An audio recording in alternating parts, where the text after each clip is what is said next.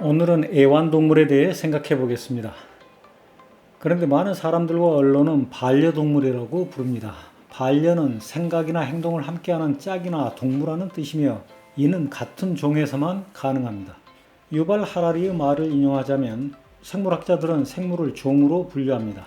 동물을 같은 종으로 구분하는 기준은 간단합니다. 서로 교배를 하는 경향이 있고 그래서 번식 가능한 후손을 낳으면 됩니다.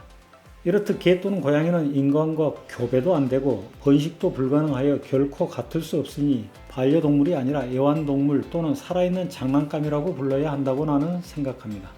개념은 생각과 행동을 이끕니다. 종이 다른 동물을 인간과 동일시한다거나 지나친 의인화는 심각한 착각, 분별력 상실, 망상 또는 정신분열증을 불러올 수도 있습니다. 귀여운 여인의 심정을 소개해 드립니다. 이따금 검은 고양이 브리스카가 재롱을 부리며 다가오곤 했지만 고양이의 재롱이 올랭카의 마음을 달래줄 수는 없었다. 그녀에게 고양이의 재롱 따위가 무슨 소용이 있단 말인가. 그녀가 필요로 하는 것은 사람이었다.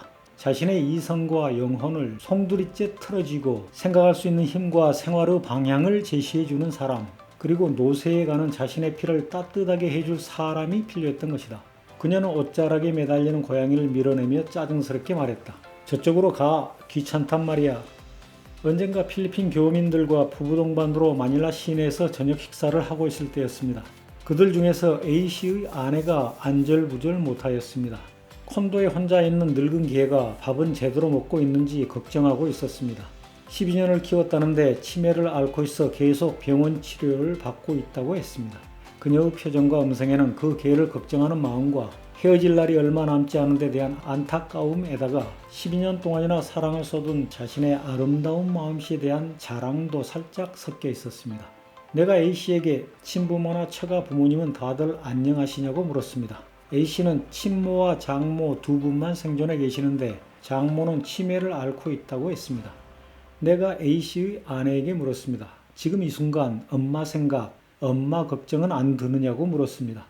그러자 내 질문의 의도를 알아챘는지 그녀의 표정이 굳어졌습니다.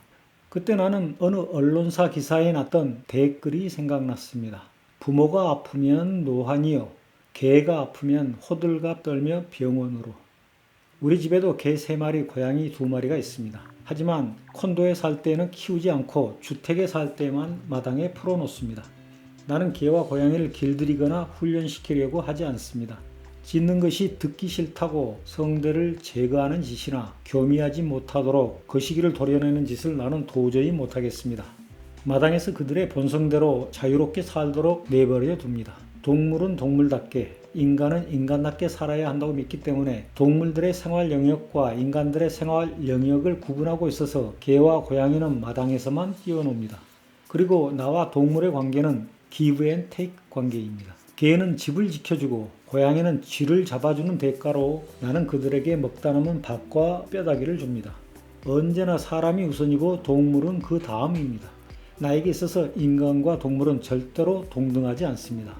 어떤 사람은 애완동물을 가족이라고 부릅니다. 가족 사이에는 누가 주인이고 누가 종이 되지 않습니다. 모두가 주인입니다. 애완동물이 가족이라면 애완동물도 주인이어야 합니다. 그런데 가족이라면서 그 동물이 새끼를 낳으면 남들에게 분양합니다.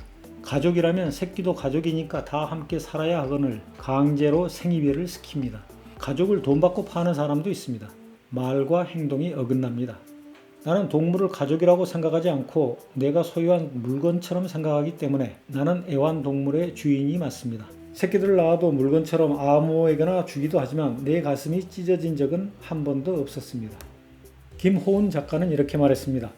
애완동물, 그 동물에게서 동물로서 자유롭게 뛰어다니고 싶은 자유를 강제로 빼앗아 놓고 일방적으로 사랑을 물 붓듯 퍼붓는다고 해서 동물을 사랑하는 것은 아니다.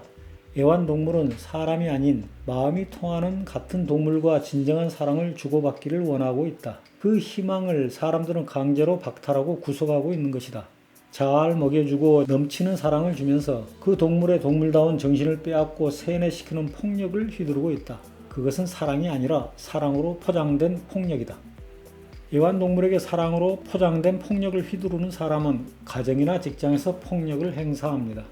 절대 복종과 절대 충성을 원하는 독재자들은 주로 사람보다 애완동물을 더 좋아한다고 합니다. 스탈린이 말했습니다. 개는 사람을 배신하지 않는다. 평생 개를 끔찍이 사랑했던 히틀러는 1933년 동물 학대를 금지하는 동물보호법을 세계 최초로 제정했습니다. 유발 하라리의 말을 또 인용하겠습니다. 역사를 통틀어 양치기와 농부는 자신의 동물에게 애정을 보였으며 매우 잘 돌보았다. 마치 많은 노예주가 자신의 노예에게 애정과 관심을 가졌던 것처럼 많은 왕과 예언자가 스스로를 목자라고 부르며 자신이나 신이 백성을 돌보는 것을 양치기가 자신의 양떼를 돌보는 것에 비유했던 것은 우연이 아니었다. 나는 어려서 섬에 살면서 개와 고양이뿐만 아니라 소, 염소, 닭을 키웠습니다. 그래서 어떤 경우에는 소나 염소나 닭이 개나 고양이보다 훨씬 낫다는 것을 알고 있습니다. 그들도 개나 고양이처럼 인간을 잘 따르고 좋아해주면 그들도 좋아합니다. 사료를 주지 않아도 집주위에서 먹이를 찾아 먹으니 비용이 들지 않습니다. 개나 고양이와 달리 젖과 달걀을 인간에게 선물합니다. 죽어서도 인간의 피와 살이 될 양식을 제공합니다. 이렇듯 개나 고양이보다 나은 점이 많지만 나는 소나 염소나 닭을 사람과 똑같다고 생각해 본 적이 단 한 번도 없습니다.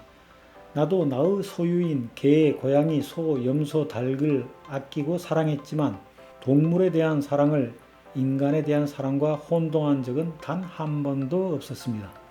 사람을 동물 취급하는 것을 싫어하는 만큼 동물을 사람 취급하는 것도 나는 싫어합니다. 감사합니다.